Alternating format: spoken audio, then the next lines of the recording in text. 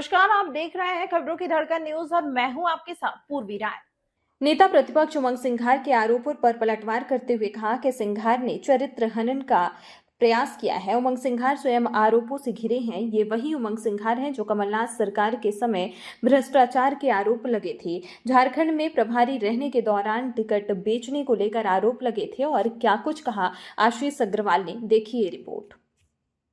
नेता प्रतिपक्ष श्री उमंग सिंघार के द्वारा पुनः चरित्र हनन का और झूठ का झुंझुना बजाने का कुत्सित प्रयास किया गया और हास्यास्पद और विरोधाभासी है कि जो उमंग सिंघार स्वयं विभिन्न आरोपों से घिरे हों, वो आज दूसरों पर आरोप लगा रहे हैं।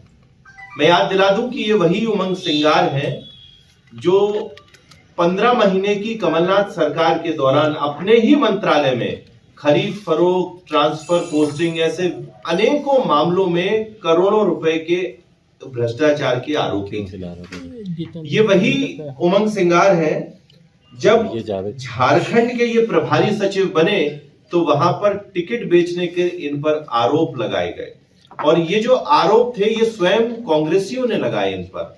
इसके बाद राहुल गांधी ने एक जांच भी की जिसमें ऐसा बताया जाता है कि आरोप इन पर सिद्ध हुए।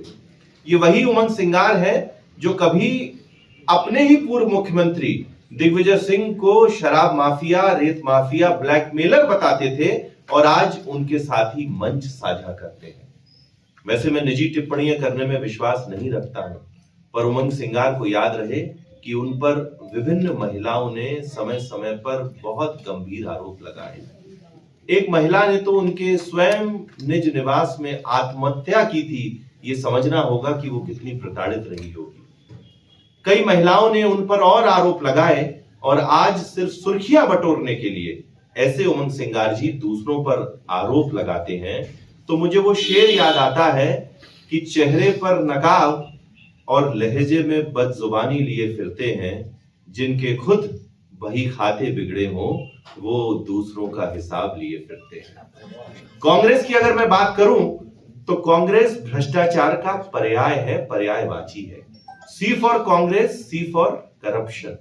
और कांग्रेस के प्रथम परिवार के जो जितने जी हैं, राहुल जी, सोनिया जी, प्रियंका जी और जीजा जी, ये सभी विभिन्न गंभीर भ्रष्टाचार के मामलों में या तो अदालत से जमानत पर रिहा है या रोज ईडी और यूडब्ल्यू के चक्कर लगाते हैं। ऐसी कांग्रेस आज भारतीय जनता पार्टी को, जिसकी जीरो टॉलरेंस की पॉलिसी है, भ्रष्टाचार को रोकने के पाठ पढ़ाती है।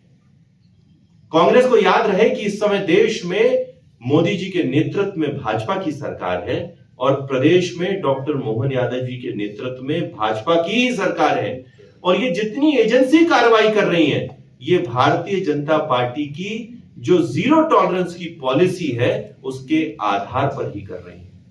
कांग्रेस को तो आज इस बात का डर है कि जो कमलनाथ सरकार के समय भ्रष्टाचार होता था, ये कहीं जांच कांग्रेस तक नहीं पहुंच जाए। अगर कांग्रेसियों के पास सही में कोई आरोप है, कोई तथ्य है, कोई तर्क है, तो मैं बताना चाहता हूं कि जांच एजेंसियों को उन्हें सौंपना चाहिए। कांग्रेसियों के पास तो इतने बड़े बड़े नेता हैं, जो वकील हैं, वो अदालत का भी दरवाजा खटखटा सकते हैं, पर सिर्फ और सिर्फ राजनीतिक शिगुफेबाजी के लिए, सुर्खियां बटोरने के लिए उमंग सिंघार और जीतू पटवारी जैसे नेता आपस में ही लड़े हुए हैं।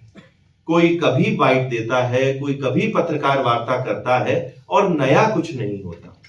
मैं बताना चाहता हूं कि दोनों जांच एजेंसियां बहुत गंभीरता से जितने भी भ्रष्टाचार के विषय उस पर कार्रवाई कर रही हैं। किसी व्यक्ति को भारतीय जनता पार्टी की सरकार के समय नहीं छोड़ा जाएगा, पर कांग्रेसी इस तरह की सस्ती लोकप्रियता से बचने का प्रयास करें।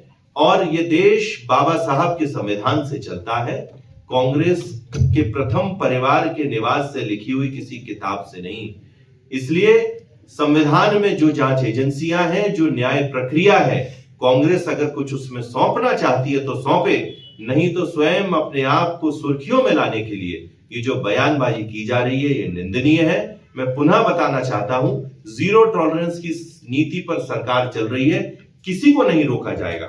अब कांग्रेस के द्वारा जो आरोप लगाए गए हैं, बहुत डिटेल में तो नहीं जाऊंगा, पर मैं सिर्फ एक छोटी सी बात से बताता हूं कि कितनी आत्म विरोधाभासी आरोप कांग्रेस लगाती है।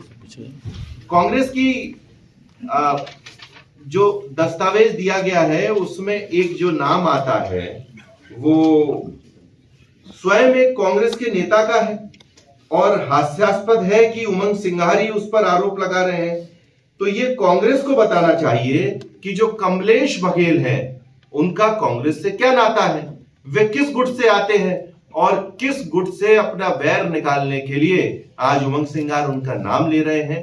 तो तथ्यहीन, तर्कहीन और कूटरचित तथ्यों और तर्कों के साथ आज उमंग सिंघार आए हैं। उनका प्रयास सिर्फ और सिर्फ सुनियोजित षड्यंत्र है, इसके अलावा और कुछ नहीं। खबरों में फिलहाल इतना ही। बने रहें खबरों की धड़कन न्यूज के साथ।